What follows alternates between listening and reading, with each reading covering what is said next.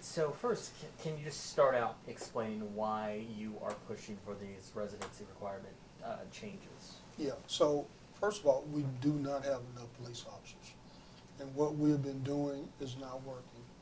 We've hired, 500 police officers uh, pretty much over the last 4 years, but we need another 500.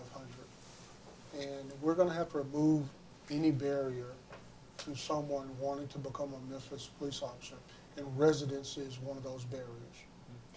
Why is it challenging to find officers here in Memphis, and why do you support lifting those restrictions on the residency? So first of all, we're in a national hiring crisis.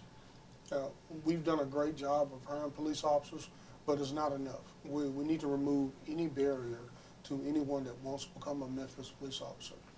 And when you talk about residency, we've been debating this probably since 2008, since I was training commander. We went back and forth, Memphis, Shelby County. We allowed officers to live within 20 miles. And we have 3 different residency policies, and it doesn't make sense. One policy says that you can live within 2 hours. Another policy says you have to live within Shelby County. Another policy says you can live within 20 miles. So we need to clean all of that up. The fact that officers risk their lives every day is enough for me. I don't care where they live, but I need more officers to reduce the violent crime in Memphis. You were talking about just some of the challenges that reduces in your pool, the good economy that reduces it as well. What role do you think the anti-police culture that's out there in general, do you think that plays a part in it too? Well, I think the hype, the false narrative that we're hearing about police officers may discourage some people from joining law enforcement. But we still got some outstanding men and women that are joining our ranks. I think we have about 85 in the academy now. Our class graduates in about a week. So we're not going to worry about that. But what we can, and I can't control that narrative, but what we can control is residency. So I think that the council, I hope the council will allow the voters to vote on it. And here's a couple of things I want you to think about. Half of our police officers were hired before 2005. They already fall under residency policy that says that they can live wherever they want to as long as they're able to get to work in 2 hours. Half. Another half have to live in Shelby County. So the half that can live outside of Shelby County, they are dedicated professionals. They're some of our best officers. It does not matter where you live. I want to remove that false, I don't know if it's a feeling of comfort. Some people say that the officers need to live where they work so they know the community.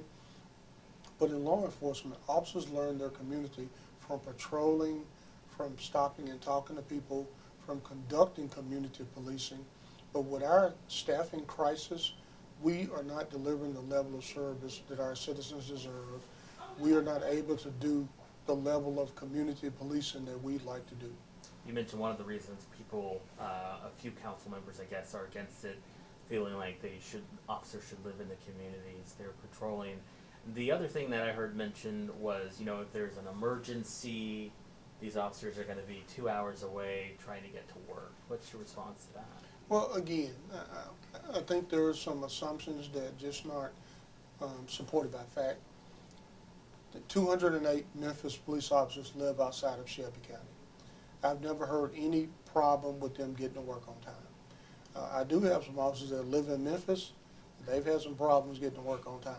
So think about this. I live in Cordova.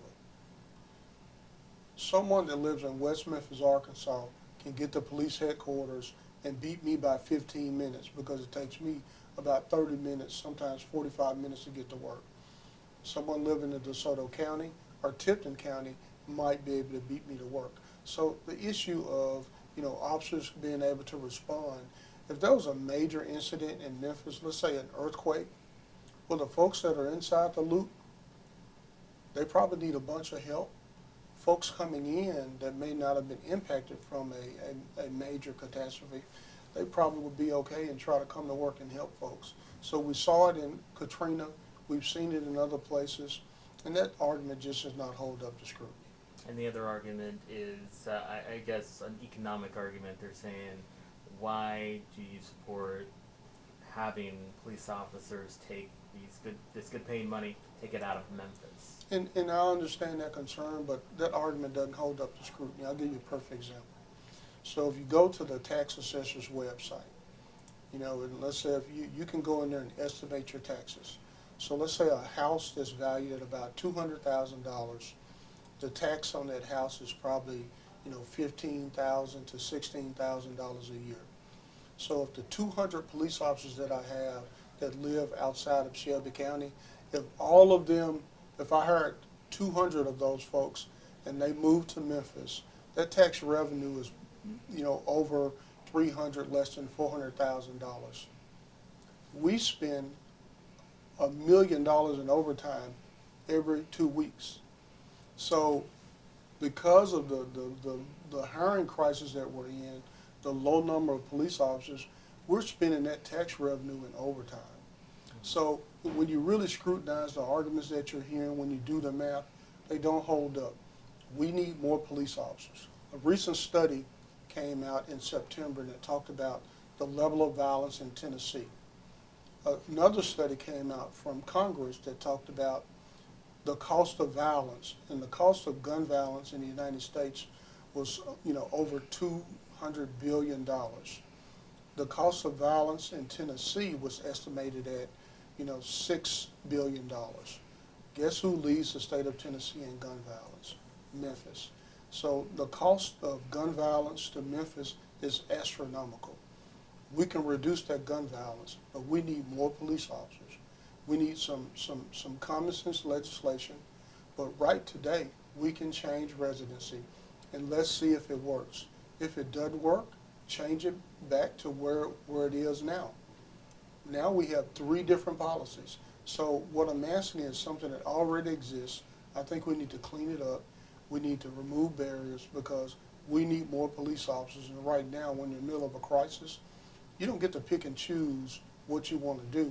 We need more police officers today.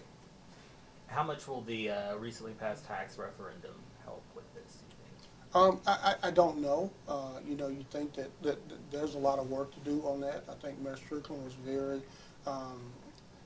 upfront when saying that, you know, we're not sure. We're committed to working on it, but we obviously have to work with the state controller. They're going to have a say-so in what type of reforms, so we're going to have to wait and see. But I'm pretty confident that residency would have a positive effect. If you think about it, when you look at police and fire, we have over 400 first responders that do not reside in Shelby County. Those folks are coming to work every day. They're providing a level of service, and they're getting commendations. They're getting awards. They're leaders in the department. I would love to have another 400 first responders, 400 being police officers, and then I think we could really deliver the level of service that we want to deliver to our citizens. So that's what you're looking for, 400 more? Well, if you think about that, the goal is 2,300 by 2020. So, you know, we'll end the year with about 2,100 police officers. So next year, we'll need 200 more police officers. But that's not going to deal with attrition. We lose about 130 a year. So we need 330 police officers. To get back to our 2011 staffing, we'll need to hire 1,000 police officers over the next 4 years to get back to 2,500 police officers. And I think that's what we need. Do you think you have the votes on the council to get this I certainly hope so. This is a very frustrating situation. I watched some of your coverage today, and you were talking about homicide in the south part of town, another 45 shots into a home, killing another individual. We need to deal with the level of violence. A 12-year-old committed a carjacking with a loaded gun. Everyone should be outraged and going, whatever the police department needs, we need to give that to them, because the threat of violent crime is too great to ignore to worry about a residency issue. All right, anything else you wanted to add or point out on this? You know, I could talk about this for a while, but if you go back in history and research the changes in the ordinances that dealt with residency, went from the county, well, anywhere you want to live, to the county, to Memphis, back to the county, because what we were doing was not working. Shelby County Sheriff Floyd Bonner Jr. said he needs more deputies. He also said that he has a recruiting problem just like we do. And Sheriff Bonner clearly said that residency hurts his recruiting efforts. So you have the Shelby County Sheriff and the police director in Memphis saying remove residency. If you look at Nashville, Knoxville, Chattanooga, Jackson, their residence requirements say you must live in Tennessee. We have the most restrictive in the state, but we're the only ones that border Arkansas, Mississippi, and in a couple hours you could actually be in Alabama, and we're restricting our pool by keeping residency. All right, the mayor just won a new term. His first term is winding down. How much longer do you plan to stay on? Because I read reports a few years ago that you pledged to serve to the end, at least, of the mayor's first term. So have you thought about that at all? Oh, I think about it every day. First, I thank the mayor for allowing me to serve. It's been a great, 4 years serving the citizens of Memphis. My retirement date is kind of etched in stone. At the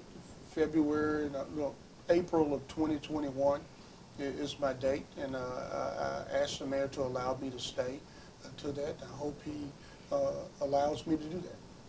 This must be one of the big projects you want to get done then, before. There are a number of projects I want to get done. Residency is one of them. We have to do some changes to our rank structure. I think we need a take-home car program similar to Nashville, similar to all your metro, Indianapolis, Louisville metro. There are a number of things we can do to better retain and recruit our police officers.